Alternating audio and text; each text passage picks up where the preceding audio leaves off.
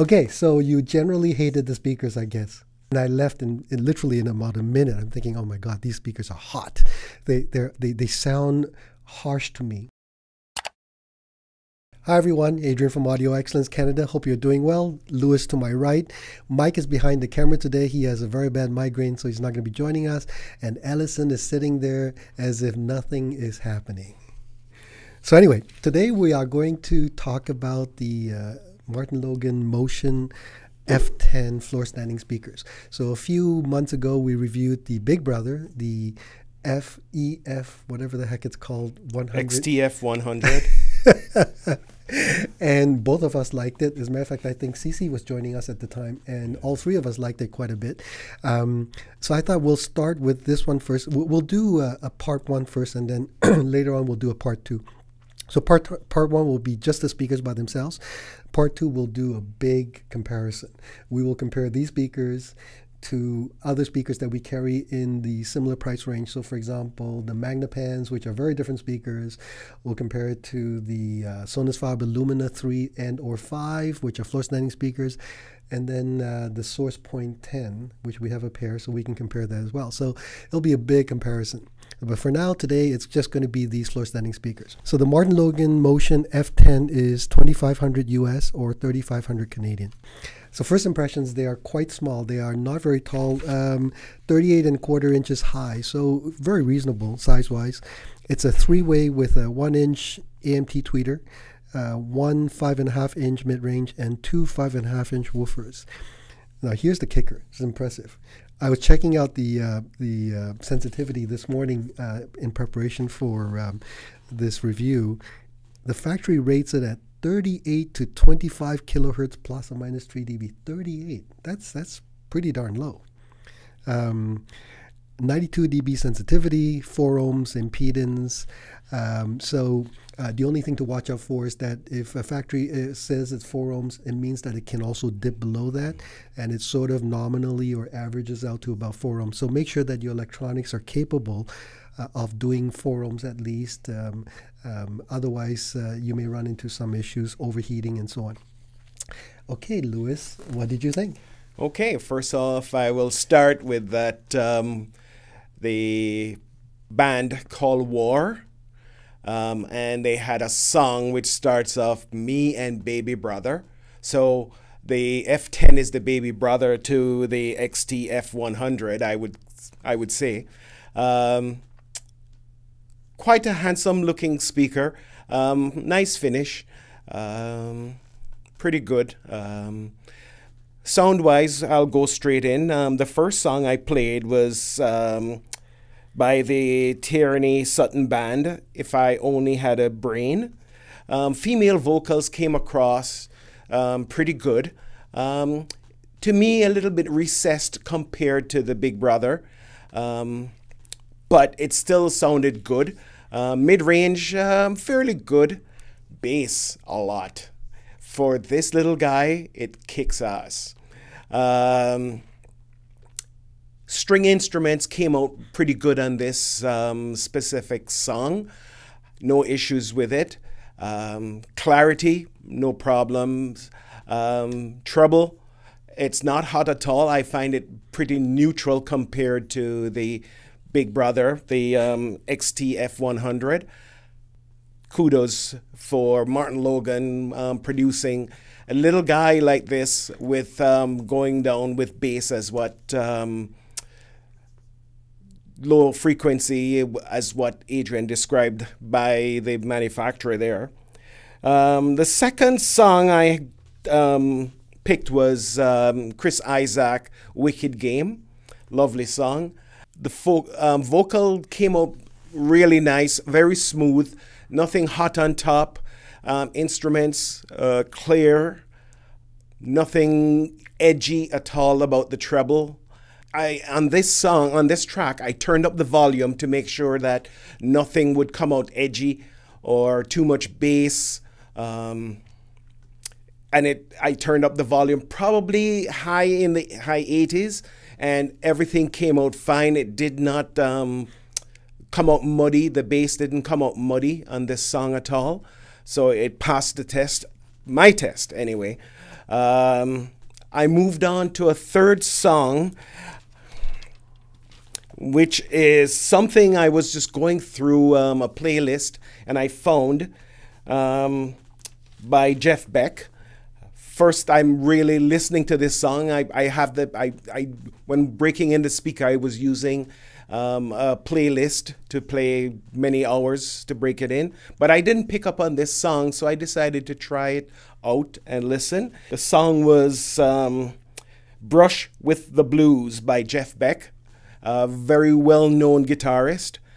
It's a live recording, and Beck's lead guitar was just singing really good. Electric guitar, and sometimes that can come out a little bit hot on the treble, but this one here, no problem at all. To me, very neutral. The brush on the drum was really spectacular. Not edgy, not scratchy. It came out very, very good. It reproduced that extremely well as well. And the bassist, he was there behind in that song with every beat right behind Jeff Beck with his lead guitar. And the bassist sounded fantastic to me. If I questioned myself, would I buy this speaker? Yes. I give it kudos, even though it's not with the price range too. I don't know if Adrian mentioned that was $3,500.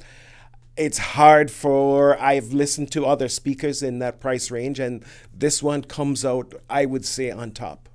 Okay, so you generally hated the speakers, I guess. No way. I'm actually a fan of Martin Logan, because all the ones what we've heard, whether it's the panel ones with the woofers or the dynamic speakers, to me they all sound good. The value proposition is extremely good. It's strange because I've heard the name Martin Logan for many years, but I've not had the experience in listening to the dynamic speakers.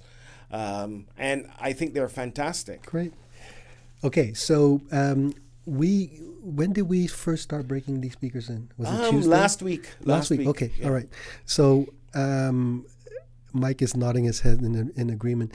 When did I go to Wilson? Was it last week or this week? You left last week and returned Thursday. Right. Yeah. Okay, so it's been 2 weeks. So I remember,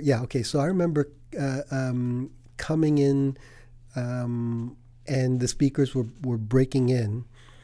So let me preface it by saying I'm going to call my review A Tale of Two Speakers. So I walked in. I mentioned to the guys, let's break it in. We'll do a review at some point. And I walked in one morning. I saw the speakers were being played. So I walked in to see what they sounded like. And I left literally in about a minute. I'm thinking, oh, my God, these speakers are hot. They sound harsh to me. Now, it could have been two things. Because I was thinking, what would cause this? Because in general, Martin Logans don't make bad speakers at all. It may not be to your taste, but they don't make bad speakers. And I was thinking, especially as Lewis was going through it, I was thinking, this is very interesting. We have very similar responses, and yet at the same time, very different opinions in some ways. And I thought, it could be this. I had spent 3 wonderful days at one of the finest manufacturers of speakers in the world, going through and listening to some of the finest speakers ever made. And I come back and I'm listening to this little speaker. I'm thinking, oh my God, this suck is the wrong word, but it's not that great. Anyway, so over a few days, as the speakers were constantly played, I mean, overnight, all day long, there's always music being played. I would pop in my head occasionally, and thankfully, after about the third day or so, it was getting a lot better. So I was thinking, okay, good. I didn't make a mistake. We didn't screw up. This is not a terrible speaker. So by this morning, I came in very early to go through a whole bunch of playlists again, just to make sure it had settled down big time. So it's no longer the ear-splitting thing that I had heard before.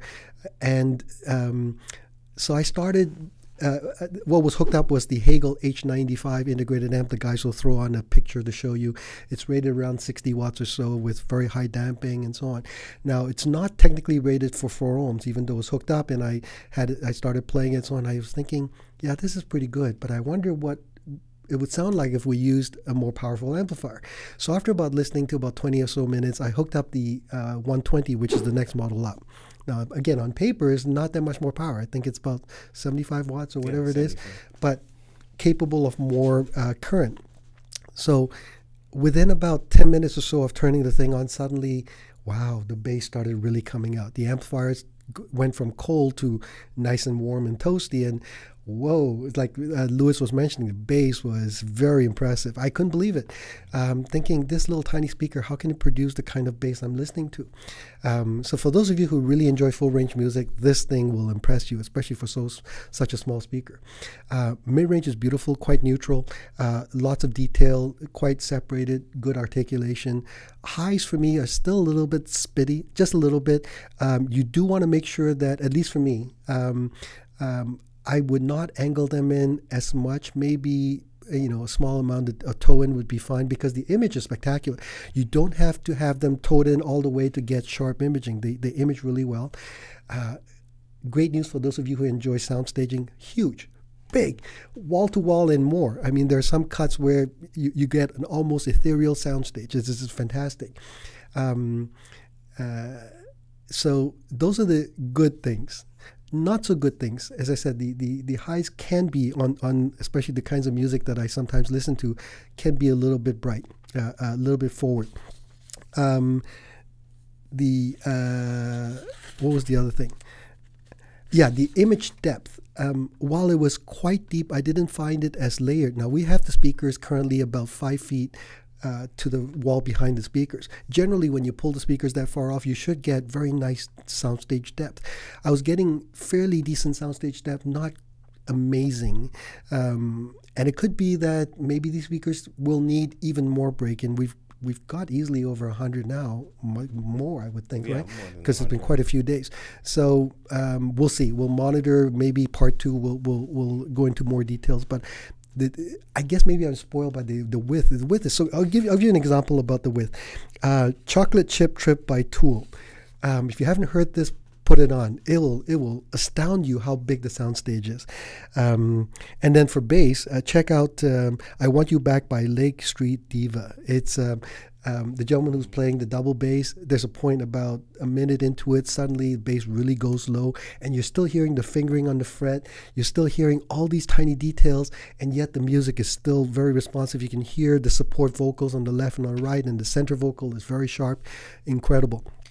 So not a lot of negatives. The one thing, low-level resolution compared to the bigger brother is perhaps not as good. And again, we'll revisit this later on when we do this big comparison that we're going to do. I didn't hear quite as much of the church's ambience as I'm used to. This is Cowboy Junkies, Trinity Sessions, Mining for Gold, a cut that we use all the time. So it may be break-in, it may be just spoiled by, you know, all the crazy good stuff that we have here. So we'll see, compare it to its peers and see what it sounds like. And then the last thing is emotional connection. So far we've all talked about the audiophile stuff that some of you will enjoy and some of you will go, yeah, but that doesn't matter. Does it emotionally connect you? What did you think? Did it emotionally connect you? I would call it a 50%. Yeah. Because when I'm listening to it, I'm thinking of the Big Brother, and the Big Brother, the Big Brother really gets me. Yeah, it is amazing. Stop bowing your head in. But remember, we have to, instead of also comparing it to something else, what you may like, you have to look at the dollar value. Yeah, and we cannot leave that out because we have to put it in, you know, with other speakers with this same dollar value, or a little above or a little below. to compare. Coming to the soundstage depth, what you're speaking about, I found it fairly large for the size because it's so small too at 38 inches. I didn't find it to be bad. Yeah. There are others which are better, but I still come back to the dollar value. Yeah. No, I don't disagree. The value proposition is, to me, fantastic. Yeah. No, I don't disagree. So specifically with emotional connection, I did find that it worked for me. I was enjoying the speakers quite a bit, despite, as I say, being careful with the high frequency. I've been listening to a lot of piano works recently. At the age of 7, this gentleman wrote his first polonaise, which is basically a musical piece based on a triple time. At 11, he played for the Russian Tsar Alexander I. At 11, at 7 years old, he wrote his first piece, which, by the way, was published. You know, not like you and I tinkling on a piano. And he actually wrote his first piece that was published, and then by 11, he played for the Russian Tsar. His name was Chopin. Oh, okay. He was a musical genius and a prodigy. He was also known as the pianist's composer, and virtually all his works were for the pianist. He wrote 230 pieces, and he died at the age of 39. Can you imagine that? That's how prolific the guy was. He died of tuberculosis. Anyway, so I listened to Catherine Stott playing Chopin's Liebestraum No. 3 in A-flat major. What a beautiful piece of music. Now this is a recording done in sort of like mid-hall. So you're sitting in the hall as opposed to right on stage. So it's not right in your face. The piano is not sharp or tinkly. It's quite well balanced. And her interpretation is quite different than what I'm used to. And it gives me the sense that I'm watching her at home practicing, but playing it her way, the way that she feels like playing that day, as opposed to maybe exactly or close to how everybody else plays. It was just absolutely gorgeous. I enjoyed it tremendously. Her interpretation is good. Yeah, I really enjoyed it, yeah. And then something a little bit more powerful, again by Chopin, Polonaise No. 6 in A-flat major, Evgeny Kissin. This starts off incredibly powerful, huge thunderous power on the keys, very dynamic. So for those of you who don't know, Chopin was a very proud a Polish man. And during that time, Poland had been invaded by the three countries, Prussia, Russia, and Austria. And so there was a tremendous sense of anger, of pain, of anguish, of perhaps embarrassment. This piece of music seems to create that kind of emotion. When I listen to it, you instantly hear this strong power, this strong sense of emotion. Anyway, listen to it, see what you think. I really enjoyed it. When I listened to it, it gave me goosebumps. So emotionally, it does satisfy me. And so I would say I'm really quite looking forward to the big comparison that we're going to do in the next little while as soon as we have a chance. We have more things that we have to do in terms of videos. And again, I apologize. We've been so busy. We haven't been able to do as many videos as we'd like to do. But it seems like every day from start to finish, every minute seems to be filled up. Any conclusions? What do you think? 2 thumbs up for a buy. Good for you. All right. I really enjoyed it. I would say similarly, just listen to it for yourself, as always. Get emails all the time. What do you think? And so on. You've got to listen for yourself. If you enjoy that sparkliness, the airiness, the high frequency detail, this may be the perfect speaker for you. For those of you who are particularly high frequency sensitive, don't like any kind of high frequencies and so on, that could be a little bit sparkly and bright, it may not be right for you. I think that it, as a speaker, for a lot of people, especially looking for home theater as well as music, this might be perfect, because a small speaker that can produce deep bass, and let's say you don't have subwoofers or no place to put a sub, why, this might be perfect. Just be careful that your electronics can drive the forum load. I think that's it. Anyway, thanks for watching this. 2 two old people rambling on. If you enjoyed, look at, she's laughing. If you enjoyed this video, please comment, share, turn on notification. If you heard the speakers, let us know. I'd love to see your comments. Thanks for watching. Adrian from Audio Excellence, Lewis, Mike behind the camera, and Allison. We'll see you again next time. Bye-bye.